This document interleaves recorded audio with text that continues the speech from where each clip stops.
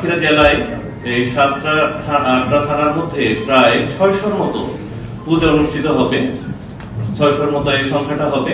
তো আমরা প্রত্যেকটা জায়গায় যেন একটা শান্তিপূর্ণ পরিবেশে হয়, এই জন্য যারা সনাতন ধর্মাবলম্বী যারা নেতৃবৃন্দ আছে তাদের সাথে আমরা মিটিং করেছি যে এটা যেন শান্তিপূর্ণ হয়, কোনো ধরনের অনভিপ্রেত কোনো ঘটনা যেন না ঘটে।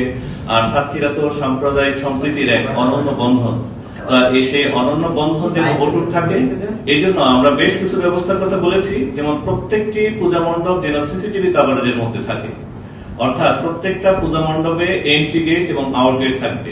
সেখানে এলইডি লাইট, অর্থাৎ তাৎক্ষণিক যদি বিদ্যুৎ যেন চলে না যায় সেজন্য আমাদের জেলার পক্ষ থেকে সব জায়গায় বলা থাকবে।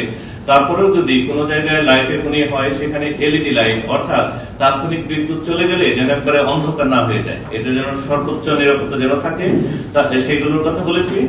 ভলান্টিয়ারদের কথা, অর্থাৎ প্রত্যেক পূজা মণ্ডপ তাদের নিজস্ব লোক বাছাই করবে, তারা ভলান্টিয়ার দিবে এবং তাদের এখানে ব্যাজ থাকবে যেটাতে বোঝা যাবে যে সে এই পূজা মণ্ডপের, এবং এই পূজা মণ্ডপে একটা রেজিস্টার থাকবে। সেই রেজিস্টারে কার কার ডিউটি রয়েছে অর্থাৎ ভলান্টিয়ার এটা লেখা থাকবে, এবং বিশেষ করে রাত 11টা থেকে সকাল 6টা পর্যন্ত এটা মাস্ট, এটা যেন থাকে।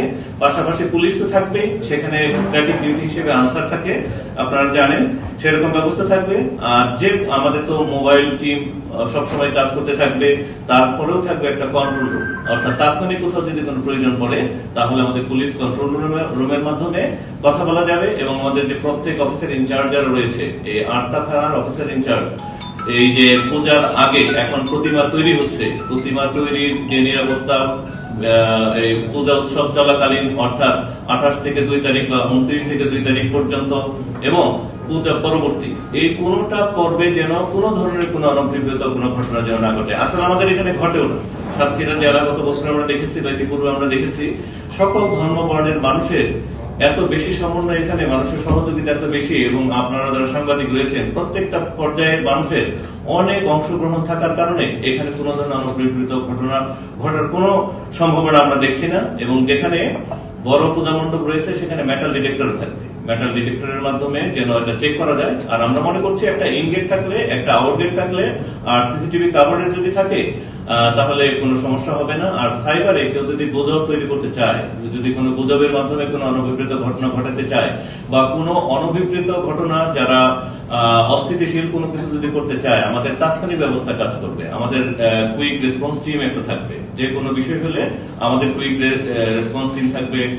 এখানে আমাদের ডিবি রয়েছে, ডিবি এরা কাজ করবে। তারপরে আমাদের র্যাবের যারা রয়েছে তারা কাজ করবে। অন্যান্য বাহিনী তারাও কিন্তু এই পূজা উৎসব উপলক্ষে প্রত্যেকের আলাদা আলাদা নিরাপত্তা প্ল্যান রয়েছে, সেই অনুসারে সকলে কিন্তু সজাগ থেকে কাজ করতে থাকবে। আশা করি আপনাদের সকলের মাধ্যমে আমরা একটা সুন্দর, শান্তিপূর্ণ, নির্বিঘ্ন, উৎসবমুখর একটা শারদীয় দুর্গোৎসব এবার পালিত হবে।